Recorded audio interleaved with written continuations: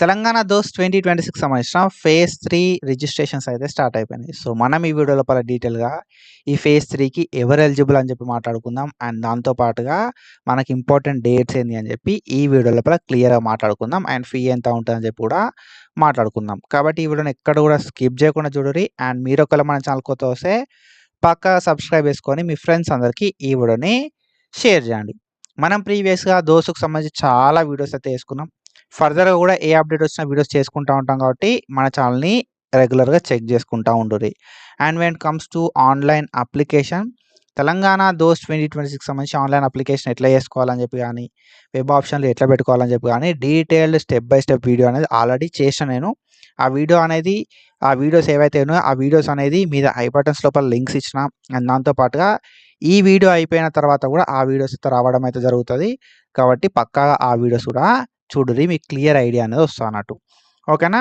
So, when it comes to important dates విషయానికొస్తే already మనకు phase 3కి సంబంధించిన రిజిస్ట్రేషన్ స్టార్ట్ అయిపోయినాయి. తెలంగాణ దోస్త్ 2026 సంబంధించి ఫేజ్ 3 రిజిస్ట్రేషన్స్ అయితే ఆల్రెడీ స్టార్ట్ అయిపోయినాయి.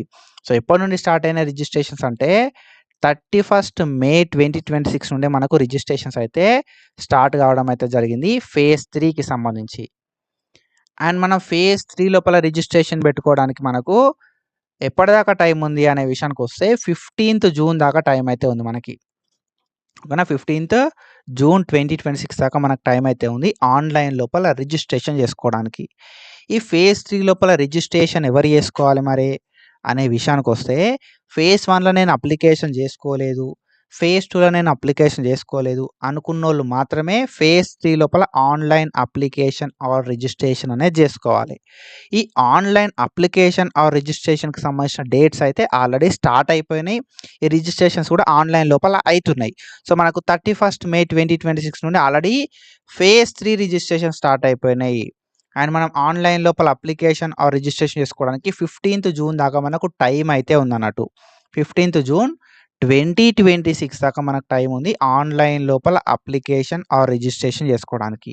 సో, ఫీ ఎంత ఉంటది బ్రో మరి అనంటే రూ. 400 ఫీ అయితే ఉంటదన్నట్టు.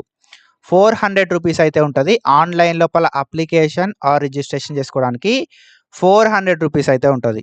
ఓకేనా? రూ. 400 పెట్టి మనమైతే ఆన్‌లైన్ అప్లికేషన్ ఆర్ రిజిస్ట్రేషన్ అయితే చేసుకోవాల్సి ఉంటది. నేను ఆల్రెడీ ఫేజ్ 1లో చేసుకున్నా, ఫేజ్ 2లో చేసుకున్నా అనుకున్నోళ్ళు రిజిస్ట్రేషన్ చేసుకోవాల్సిన అవసరం లేదు. నేను ఫేజ్ 1లో రిజిస్ట్రేషన్ చేసుకోలేదు, ఫేజ్ 2లో రిజిస్ట్రేషన్ చేసుకోలేదు అనుకున్నోళ్ళు మాత్రమే ఫేజ్ 3 లోపల 400 రూపీస్ పెట్టి రిజిస్ట్రేషన్ అయితే చేసుకోవాల్సి ఉంటదన్నట్టు. ఓకేనా? ఫేజ్ 1 రిజిస్ట్రేషన్ చేసుకోలేదు, ఫేజ్ 2 చేసుకోలేదు అనుకున్నోళ్ళు మాత్రమే ఫేజ్ 3 లోపల 400 పెట్టి రిజిస్ట్రేషన్ అయితే చేసుకోవాల్సి ఉంటదన్నట్టు. ఈ రిజిస్ట్రేషన్ లోపల ఎట్లాంటి థింగ్స్ ఇన్వాల్వ్ అయితాయి మరి అనే విషయానికొస్తే registration is nothing but candidate pre registration చేసుకోవాల్సి ఉంటదన్నట్టు. ఓకేనా? సో, మన బేసిక్ డీటెయిల్స్ ఇచ్చి రూ. 400 ఫీ పేమెంట్ చేసి లాగిన్ అయ్యి అప్లికేషన్ ఫామ్‌ని ఫిల్ చేయాల్సి ఉంటది. సో, దీన్నంతా మనం ఏమంటాం కదా అంటే అప్లికేషన్ ఆర్ రిజిస్ట్రేషన్ అంటాం. ఓకేనా? సో, మనం మన బేసిక్ డీటెయిల్స్ ఇచ్చి ఫీ పేమెంట్ చేయాల్సి ఉంటదన్నట్టు. మన బేసిక్ డీటెయిల్స్ ఇస్తే మనకు క్యాండిడేట్ ఐడీ అనేది జనరేట్ అయితది. సో, మన బేసిక్ డీటెయిల్స్ ఇచ్చి ఫీ పేమెంట్ చేస్తే మనకు పాస్వర్డ్ అనేది జనరేట్ అయితది. ఓకేనా? ఐడీ, పాస్వర్డ్ జనరేట్ అయిన తర్వాత లాగిన్ అవ్వాల్సి ఉంటదన్నట్టు. లాగిన్ అయిన తర్వాత అప్లికేషన్ ఫామ్ అనేది ఫిల్ చేయాల్సి ఉంటది. ఓకేనా? లాగిన్ అయిన తర్వాత అప్లికేషన్ ఫామ్ అనేది ఫిల్ చేస్తే మనకు అప్లికేషన్ ఫామ్ అనేది ఫిల్ చేస్తే వెబ్ ఆప్షన్స్ అనేవి ఓపెన్ అయితాయి అన్నట్టు. ఓకేనా? మన ఎడ్యుకేషన్ డీటెయిల్స్ కావచ్చు, ఓకేనా? మన బోనోఫైడ్‌లు కావచ్చు, మన క్యాస్ట్ డీటెయిల్స్ కావచ్చు, ఇన్‌కమ్ డీటెయిల్స్ గాని ఇవన్నీ డీటెయిల్స్ ఇచ్చిన తర్వాత మనకు వెబ్ ఆప్షన్‌లు అయితే ఓపెన్ అయితాయి అన్నట్టు. సో, ఈ వెబ్ ఆప్షన్స్ ఇవ్వడానికి మనకు మరి ఎప్పటిదాకా టైం ఉంది? వెబ్ ఆప్షన్‌లు ఎప్పటి నుండి స్టార్ట్ అయితాయి అనే విషయానికొస్తే వెబ్ ఆప్షన్‌లు అనేది మనకు ఆల్రెడీ స్టార్ట్ అయిపోయినాయి ఫేజ్ 3కి సంబంధించి. ఓకేనా? ఫేజ్ 3కి సంబంధించి ఆల్రెడీ వెబ్ ఆప్షన్‌లు అనేవి స్టార్ట్ అయిపోయినాయి. ఎప్పటి నుండి స్టార్ట్ అయిపోయినాయి కదా అంటే 31 మే నుండి మనకు ఆల్రెడీ వెబ్ ఆప్షన్‌లు స్టార్ట్ కావడం అయితే జరిగింది. సో, వెబ్ ఆప్షన్స్ ఇవ్వడానికి మనకు 16th జూన్ దాకా టైం అయితే ఉంది.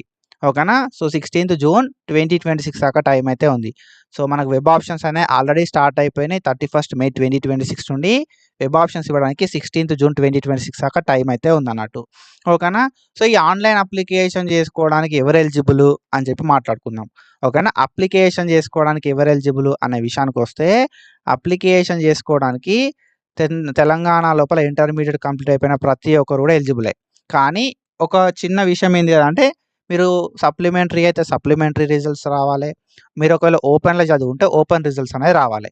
ఇంటర్మీడియేట్ కంప్లీట్ అయ్యి రిజల్ట్స్ వచ్చి పాస్ అయినోళ్ళు మాత్రమే ఈ ఆన్‌లైన్ అప్లికేషన్ అయితే చేసుకోవచ్చు. ఫేజ్ 1లో చేసుకున్న బ్రో అనంటే అవసరం లేదు. ఫేజ్ 2లో చేసుకున్న బ్రో అనంటే అవసరం లేదు. ఓకేనా. ఫేజ్ 1లో నేను చేసుకోలేదు అప్లికేషను. ఫేజ్ 2లో ఏసుకోలేదు. ఫేజ్ 3లో చేసుకోవచ్చా అంటే చేసుకోవచ్చు. ఓకేనా. మనోళ్ళు కొంతమంది సప్లిమెంటరీ రాసినోళ్ళున్నారు. ఓకేనా. సప్లిమెంటరీ రాసినోళ్ళున్నారు. అండ్ దాంతో పాటు ఓపెన్ స్కూల్స్ వాళ్ళున్నారన్నట్టు. ఓపెన్ కాలేజ్‌లలో చదివినోళ్ళన్నట్టు. సో, వాళ్ళు అప్లికేషన్ పెట్టుకోవచ్చు ఫేజ్ 3 లోపల. మీ రిజల్ట్ వచ్చిందా? అప్లికేషన్ పెట్టుకోవచ్చు మీరు. ఓకేనా. ఓపెన్‌కి కూడా సేమ్ ప్రాసెస్ ఉంటది. అప్లికేషన్ ఎట్లా చేసుకోవాలని చెప్పి step by step detail video మన ఛానల్‌లో ఉంటది. సో, చెక్ జేయరి. లేదు అంటే నేను ఈ వీడియో అయిపోయిన తర్వాత ఎండ్ లోపల ఇస్తా. అక్కడ నుండి కూడా మీరు చూసి ఆన్‌లైన్ అప్లికేషన్ మీ ఓన్‌గా చేసుకోవచ్చు. ఓకేనా. సో, ఫేజ్ 1, ఫేజ్ 2 లోపల అప్లికేషన్ చేసుకోనోళ్ళు ఫేజ్ 3లో అప్లికేషన్ పెట్టుకోవచ్చు. మీరు అప్లికేషన్ పెట్టుకోవాలంటే ఇంటర్మీడియేట్ కంప్లీట్ అయ్యి ఉండాలి. 10+2 కంప్లీట్ అయ్యి ఉండాలి. అంటే రిజల్ట్స్ వచ్చి పాస్ అయ్యి ఉండాల్సి ఉంటదన్నట్టు. ఓకేనా. అండ్ దాంతో పాటుగా వెబ్ ఆప్షన్స్. వెబ్ ఆప్షన్స్ విషయానికొస్తే వెబ్ ఆప్షన్‌లు ఎవరెవరు పెట్టుకోవచ్చు బ్రో అనే విషయానికొద్దాం మనం. సో, వెబ్ ఆప్షన్‌లు అనేది ఫేజ్ 1 లోపల నాకు సీట్ రాలేదు. ఓకేనా. నేను ఫేజ్ 1లో అప్లికేషన్ పెట్టుకోలేదు అనుకున్నోళ్ళు ఎలిజిబులే. ఓకేనా. నేను ఫేజ్ 1లో అసలు అప్లికేషనే చేయలేదు అన్నోళ్ళు ఎలిజిబులే వెబ్ ఆప్షన్‌లు పెట్టుకోవడానికి. అప్లికేషన్ చేసుకొని ఫేజ్ 1లో అప్లికేషన్ చేసుకోలేదు. లేకపోతే ఫేజ్ 1లో వెబ్ ఆప్షన్ పెట్టలేదు అనుకున్నోళ్ళు వెబ్ ఆప్షన్‌లు పెట్టుకోవచ్చు. ఫేజ్ 2లో అప్లికేషన్ చేసుకోలేదు. ఫేజ్ 2లో వెబ్ ఆప్షన్‌లు పెట్టుకోలేదు అనుకున్నోళ్ళు కూడా వెబ్ ఆప్షన్‌లు అయితే పెట్టుకోవచ్చు అన్నట్టు. సో, ఎప్పుడు అనంటే నువ్వు ఆన్‌లైన్ అప్లికేషన్ చేసుకొని ఉండి నువ్వు వెబ్ ఆప్షన్‌లు పెట్టుకోలేదంటే నువ్వు వెబ్ ఆప్షన్‌లు పెట్టుకోవచ్చు. సింపుల్ ఏందంటే ఆన్‌లైన్ అప్లికేషన్ ఫస్ట్ కంప్లీట్ చేసుకొని తర్వాత వెబ్ ఆప్షన్‌లు పెట్టాలి. ఓకేనా. సో, వెబ్ ఆప్షన్‌లు పెట్టాలి అంటే ఆన్‌లైన్ అప్లికేషన్ అనేది నువ్వు కంప్లీట్ చేసుకొని ఉండాలి. ఆన్‌లైన్ అప్లికేషన్ నాది కంప్లీట్ అయింది బ్రో అంటే మాత్రం డెఫినిట్‌గా నువ్వు వెబ్ ఆప్షన్‌లు పెట్టుకోవచ్చు. ఫేజ్ 1లో నాకు సీట్ వచ్చింది. అయినా నువ్వు ఫేజ్ 3లో వెబ్ ఆప్షన్‌లు పెట్టుకోవచ్చు. ఓకేనా. ఫేజ్ 1లో సీట్ వచ్చింది. అయినా నువ్వు ఫేజ్ 3 లోపల వెబ్ ఆప్షన్‌లు పెట్టుకోవచ్చు. ఫేజ్ 2లో సీట్ వచ్చింది. అయినా నువ్వు ఫేజ్ 3 లోపల వెబ్ ఆప్షన్‌లు పెట్టుకోవచ్చు. ఫేజ్ 1లో సీట్ రాలేదు. అయినా నువ్వు ఫేజ్ 3 లోపల వెబ్ ఆప్షన్ పెట్టుకోవచ్చు. ఫేజ్ 2లో సీట్ రాలేదు. అయినా నువ్వు ఫేజ్ 3 లోపల వెబ్ ఆప్షన్ పెట్టుకోవచ్చు. ఓకేనా. ఫేజ్ 1లో, ఫేజ్ 2లో అసలు అప్లైనే చేయలేదు. ఫేజ్ 3లో అప్లికేషన్ పెట్టుకో. అప్లికేషన్ పెట్టుకొని తర్వాత వెబ్ ఆప్షన్‌లు పెట్టుకో ఫేజ్ 3 లోపల. ఓకేనా. ఒకటే క్రైటీరియా నువ్వు 10థ్ ఇంటర్మీడియేట్ పాస్ కావాలి. ఇంటర్మీడియేట్ పాస్ అయ్యి నీకు మంచి మార్క్స్ కూడా కాదు. ఇంటర్మీడియేట్ పాస్ అయ్యి ఉండాలి అంతే. ఇంటర్మీడియేట్ పాస్ అయినావు అంటే నువ్వు ఆన్‌లైన్ అప్లికేషన్ పెట్టుకోవచ్చు. ఆన్‌లైన్ అప్లికేషన్ పెట్టుకున్నావు అంటే వెబ్ ఆప్షన్‌లు పెట్టుకోవచ్చు. ఓకేనా. Everyone is eligible. నాకు ఫేజ్ 1లో సీట్ వచ్చింది బ్రో. ఓకేనా. నేను సెల్ఫ్ రిపోర్టింగ్ చేసుకున్నా. ఎలిజిబులే నువ్వు. ఓకేనా. ఫేజ్ 1లో సీట్ వచ్చింది. నువ్వు జాయిన్ అయినావు. ఆన్‌లైన్ సెల్ఫ్ రిపోర్టింగ్ చేసినావు. ఎలిజిబులే ఫేజ్ 3కి. ఓకేనా. ఫేజ్ 2 లోపల వెబ్ ఆప్షన్‌లు పెట్టుకోవచ్చు. ఫేజ్ 2 లోపల నాకు సీట్ వచ్చింది జాయిన్ అయినా. ఫేజ్ 3లో వెబ్ ఆప్షన్‌లు పెట్టుకోవచ్చు అంటే పెట్టుకోవచ్చు. ఓకేనా. ఫేజ్ 3 లోపల రీసెంట్‌గా అప్లికేషన్ పెట్టుకున్నా వెబ్ ఆప్షన్‌లు పెట్టవచ్చు అంటే పెట్టుకోవచ్చు. ఫేజ్ 3 లోపల రీసెంట్‌గా అప్లికేషన్ పెట్టుకున్నా వెబ్ ఆప్షన్‌లు పెట్టుకోవచ్చు అన్నట్టు. ఓకేనా.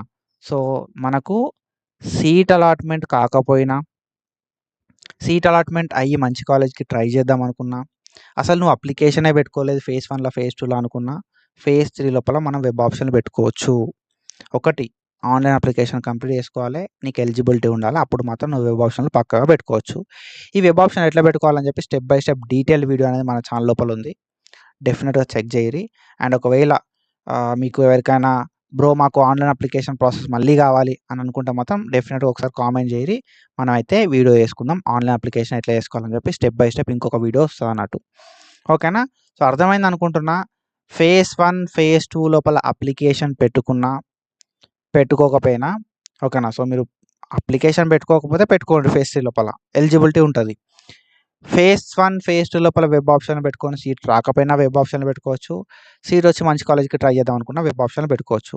ఓకేనా. సో, కొంతమందికి వెబ్ ఆప్షన్‌లు ఓపెన్ అయితలే అంట. సో, ఒకసారి వెబ్ ఆప్షన్స్ ఇష్యూ అనేది క్లియర్ అయిందని చెప్పి నాకు కింద కామెంట్ చేయరి. సో దట్ మనమైతే నెక్స్ట్ వీడియోస్ లోపల ఇంకా డీటెయిల్‌గా మాట్లాడుకుందాం. ఓకేనా. సో, ఇది ఇన్ఫర్మేషన్. ఇన్ఫర్మేషన్ అప్డేట్స్ కోసం ఫాలో అయితా ఉండుర్రి. Thank you so much. Signing of.